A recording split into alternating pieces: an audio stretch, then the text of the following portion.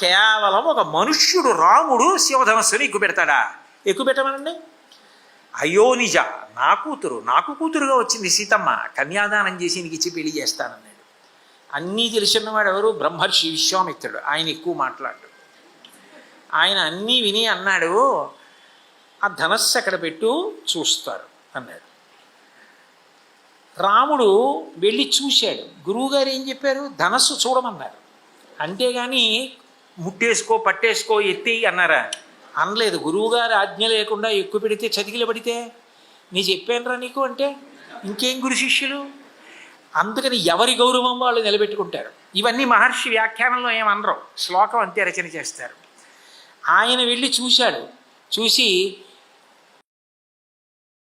ఇదం ధనుర్వరం బ్రహ్మన్ సంస్పృశామి ఇహపాణినా యత్తమాంశ భవిష్యామి తోలనే పూరణీపివా అన్నాడు. గురువుగారు, ఎంత గొప్పగా ఉందండి ధనస్సు. ఒక శిల్పికి ఉలిని చూస్తే సంతోషం, ఓ హోమం చేసేవాడికి శృక్కుని శృవాన్ని చూస్తే సంతోషం, ఓ పురోహితుడికి పంచాంగం చూస్తే సంతోషం, ఓ ప్రవచనం చేసేవాడికి రామాయణ వ్యాఖ్యానం చూస్తే సంతోషం. ఎవడి విషయం వాడిది. కాబట్టి ఆ ధనస్సు చూడగానే అబ్బా ఎంత గొప్పగా ఉందండి ధనస్సు. గురువుగారు, మీరు అనుమతిస్తే ముట్టుకుంటా, మీరు అనుమతిస్తే పట్టుకుంటా, మీరు అనుమతిస్తే ఎత్తుతా, మీరు అనుమతిస్తే వింటినారి సంధిస్తా. బాణమిచ్చేవతం రాజా. ఒక్కసారి జనక మహారాజు గారు, విశ్వామిత్ర మహర్షి ఇద్దరు కూడా బాఢం అట్లాగే అన్నారు. మునిశ్చ సంభాషత. నిజంగా అడిగింది విశ్వామిత్రుడిని. తొందరగా ఏదో ఒకటి పూర్తయిపోతే ఆ పెట్టి లోపల పెట్టేస్తే ఇక్కడికి గొడవ అయిపోతుందని జనక మహారాజు గారికి. ఎందుకంటే అప్పటికి ఎంతమంది వచ్చారు, ఎన్ని వేల మంది ఎత్తారు, ఎలాగో ఎత్తడని ఆయన నమ్మకం పాపం. సరే, గురువు గారు ఒకసారి బాఢం అట్లాగే అన్నారంటే అది అయి తీరుతుంది, నేను ఎత్తగలను, ఇది రాముడి నమ్మకం. గురువు గారు అన్న తర్వాత ఎత్తాడు. ఎత్తడం ఏమిటి? తత్పభంజ ధనుర్మధ్యే, ఆ ధనస్సు మధ్యకి విరిగిపోయిందంటే శివధనస్సు భంగం చేశాడు. అంటే గురువు గారి మాట శిష్యుడు అంత గొప్పగా పట్టుకుంటాడు. గురువు గారికి వ్యతిరేకంగా ఎక్కడైనా ఏదైనా ప్రసంగం వచ్చిందనుకోండి, అది కొనసాగడానికి వీల్లేదు, ఆ మాట వినడానికి వీల్లేదు. అది సత్యమే కావచ్చు, అసత్యమే కావచ్చు. అది చర్చ దగ్గరికి వచ్చింది, అది కొనసాగకుండా ఉండడానికి అవసరమైతే తను లొంగిపోతాడు. అది రామలక్ష్మణుల గొప్పతనం. మాట తప్పాడు. సుగ్రీవుడు ఇచ్చిన వేళ దాటిపోయింది. కిష్కింధకాండలో వెళ్ళి గుర్తు చేయరా, నసంకుచిత పంధాహ ఏనవాలి హతోగత. వాలి వెళ్ళిపోయిన మార్గం ఇంకా మూసుకుపోలేదని గుర్తు చేయి సుగ్రీవుడికి అన్నాడు రాముడు. రాముడు మృదువుగా మాట్లాడతాడు. లక్ష్మణస్వామి వెళ్ళాడు, ధనుష్టంకారం చేశాడు, కోపంతో ఊగిపోయాడు, సుగ్రీవుడి మీద చిందులేసేస్తున్నాడు. తార చాలా తెలివైంది, మంచి విదుషీమణి. ఆవిడొచ్చింది. ఏమి చెప్పినా వింటల్లా లక్ష్మణస్వామి. ఆవిడ అనుకుంది, వీళ్ళ గురువుగారి ప్రస్తావన తీసుకొస్తే ఇంకేం మాట్లాడతాం. అందుకని ఆవిడంది, సహిప్రాప్తం న జానీతే కాలం కాలవిదాంబర విశ్వామిత్రో మహాతేజా కిం పునర్యక్ పృథగ్జన. ఏమయ్యా, మీ గురువుగారు విశ్వామిత్రుడు ఎంత గొప్పవాడయ్యా. విశ్వామిత్రో మహాముని, అంత గొప్పవాడే. అటువంటి వాడు బ్రహ్మర్షిని అవుదామని తపస్సు మొదలెట్టాడు. మేనకొచ్చింది. ఆ మేనకతో కలిసి జీవించడంలో కాలం మరిచిపోయాడు. కూతురు కూడా పుట్టేసింది శకుంతల. ఆ తర్వాత ఎప్పుడో గుర్తొచ్చింది, ఇదేమిటి తపస్సు కదా చేసుకుంటున్నాను, ఈవిడ వస్తే ఈవిడితో కాపురం పెట్టి ఇలా ఉండిపోయాను ఏమిటని గుర్తొచ్చింది. ఏమయ్యా, మీ గురువు గారు లాంటి మహానుభావుడు కాలం కాలవిదాంబర, కాలము విలువ తెలిసిన వాళ్ళల్లో శ్రేష్ఠుడైన విశ్వామిత్రుడు కాలం మరిచిపోయాడు మేనకతో ఉండడంలో. పృథగ్జన, వానరుడయ సుగ్రీవుడు సామాన్యుడు. ఇన్నాళ్ళు అడవిని బట్టి తిరిగాడు, ఇన్నాళ్ళకి రాజ్యం వచ్చింది, భార్య వచ్చింది. ఆయన కాలం మరిచిపోతే పెద్ద ఆశ్చర్యం ఏముంది కయా, ఎందుకు అంత గొడవ చేస్తావు అంది. ఇంకా మాట్లాడితే గురువుగారి మీద ఏ చర్చ వచ్చుతుందో అని తల ఉంచుకొని ఊరుకున్నాడు అంతే. అంటే గురుభక్తి అంటే ఎన్ని కోణాలలో ఉంటుందో చూపిస్తారు రామాయణంలో.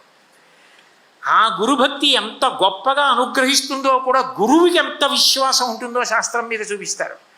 అగస్త్య మహర్షి రామరావణ యుద్ధం జరుగుతుంటే వచ్చారు. తతో యుద్ధ పరిశ్రాం తమ సమరే చింతయా స్థితం రావణంచాగ్రతో దృష్ట్వా యుద్ధాయ సముపస్థితం.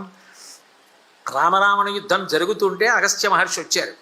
వచ్చి రామచంద్రమూర్తిని పక్కన పిలిచి, అప్పటికి ఆయన రథం బాగా అలిసిపోయాయి గుర్రాలు, సారథి పక్కకి తీసుకుపోయాడు రావణాసురుని యొక్క రథాన్ని. పక్కకి పిలిచి ఆదిత్య హృదయం అన్న మంత్రాన్ని ఉపదేశం చేస్తాను, 3 మాటలు నువ్వు దీన్ని పారాయణ చెయ్యి, ఇక తిరుగులేదు, రావణ సంహారం అవుతుందన్నాడు. అని ఆదిత్య హృదయం అంతా ఉపదేశం చేసేశాడు. చేసేసిన వాడు ఏం చేయాలి అగస్త్యుడు? అంతమంది దేవతలు, ఋషులు, గంధర్వులు అందరూ వచ్చి ఆకాశంలో నిలబడ్డారు రామరావణ యుద్ధం చూడడానికి.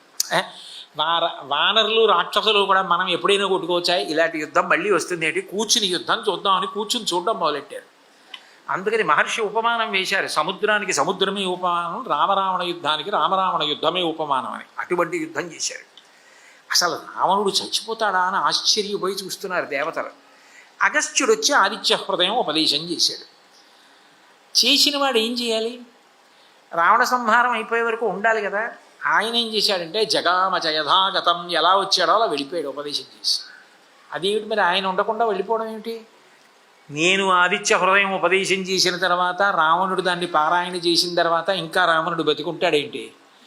నేను ఇచ్చిన మంత్రం మీద నాకు అంత నమ్మకం, కాబట్టి రావణుడు పోయినట్టే నేను వెళ్ళిపోతున్నాను. గురువుకి తన చదువుకున్న చదువు మీద నమ్మకం ఉండాలి. అసలు తను చదువుకున్న చదువు మీద గురువు గారికి నమ్మకం లేదనుకోండి, ఆయన మాట్లాడే మాటల్లో దాని మీద నమ్మకం మీకు ఎలా కనపడుతుంది? ఆయనకే అనుమానం, ఆయనకే దాని మీద నమ్మకం లేదు. నమ్మకం లేనాయన నమ్మకం ఉన్నట్లు మాట్లాడుతున్నాడు అనుకోండి. మ్యాక్బెత్ నాటకంలో షేక్స్పియర్ చెప్పినట్టు వదులైన బట్టలు హాస్యగాడు వేసుకున్నట్టు ఉండదు. అది నమ్మకం ఉండాలి. ముందు నువ్వేది చదువుకున్నావో దాని మీద నీకు పరిపూర్ణమైన విశ్వాసం ఉంటే నువ్వు మాట్లాడిన వాక్కుల్లో విశ్వాసం కనబడుతుంది. ఆ విశ్వాసం అగస్త్యుడిది. అందుకే ఉపదేశం చేసిన తర్వాత ఆయన అక్కడ నిలబడలేదు, వెళ్ళిపోయాడు అంతే. అంటే గురు శిష్య సంబంధం అన్నది ఎంత అపూర్వంగా ఉంటుందో చూపిస్తారు. గురు శిష్య సంబంధం మానవీయ సంబంధాల్లో అంత గొప్పది. మానవీయ సంబంధాల్లో సర్వసాధారణంగా మనం విస్మరించేది అన్నంత పెద్ద మాట నేను అనను. మీరందరూ ప్రాజ్ఞులు, సంస్కారవంతులటువంటి వారు కారు. కానీ అందరూ ఎప్పుడూ గుర్తుపెట్టుకోవలసినది అని నేను ఒక మాట అంటాను. తన వంశం మీద, తన వంశంలో ముందు పుట్టినటువంటి వాళ్ళు జన్మనిచ్చిన తల్లి మీద, తండ్రి మీద, తాతగారి మీద, నాయనమ్మ మీద, ఆ ముందు పుట్టిన ముత్తాతగారి మీద, ముత్తవ్వ మీద అంత ప్రేమ, వాళ్ళ జీవితాల గురించి తెలియాలి.